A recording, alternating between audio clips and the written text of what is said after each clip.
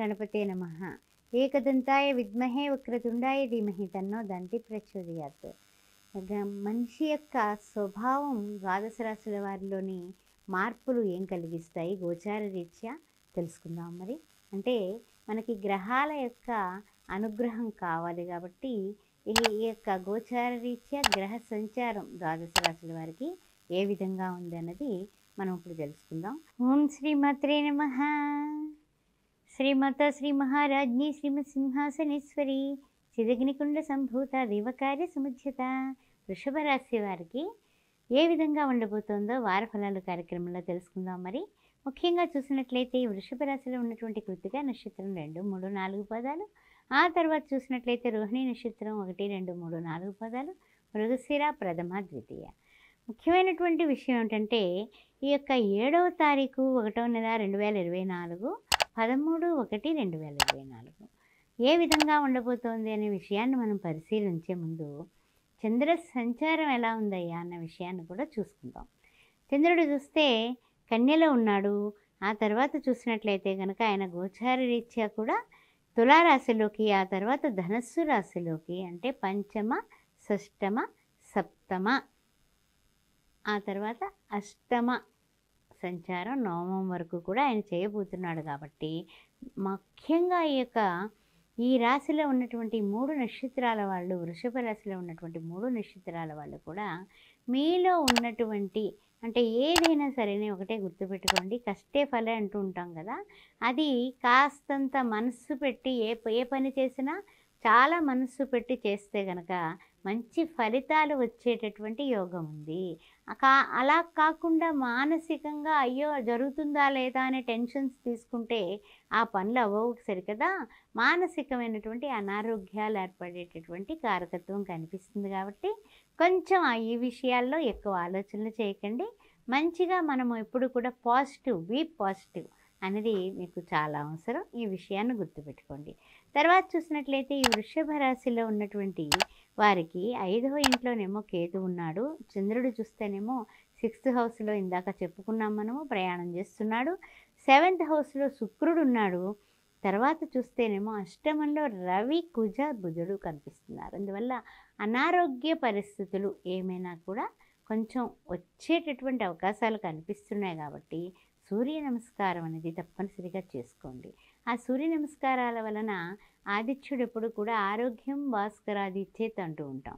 అందువల్ల ఆరోగ్యకరమైనటువంటి పరిస్థితులతో మీరు ఆనందంగా ఉంటారు.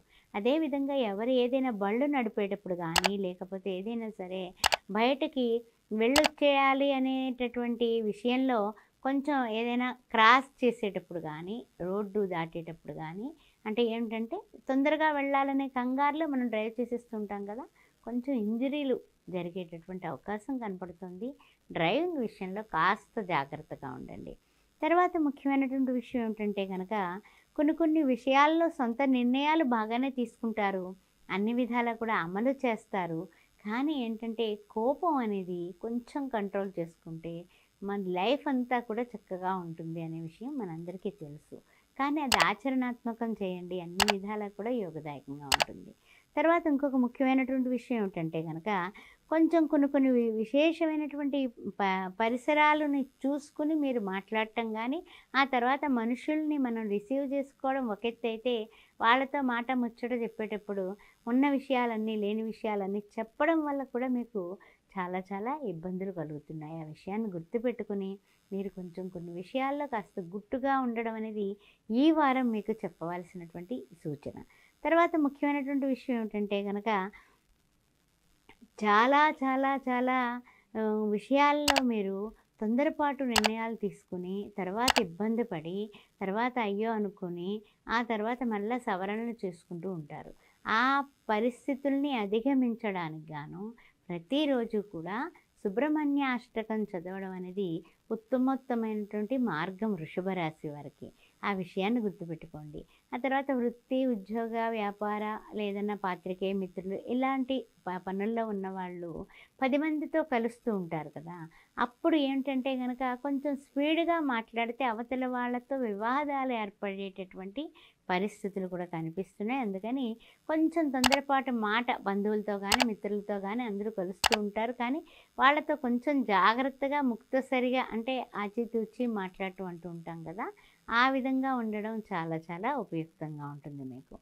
తర్వాత ముఖ్యమైనటువంటి విషయం ఏంటంటే ఇంకొక చిన్న విషయం ఉంది. ఆ విషయం ఏమిటంటే గనక మీకు ప్రతి నిమిషము కూడా భగవంతుడు మీకు మేలు చేస్తాడు అనే మీ యొక్క విశ్వాసమే మీకు శ్రీరామ రక్షగా మారుతుంది.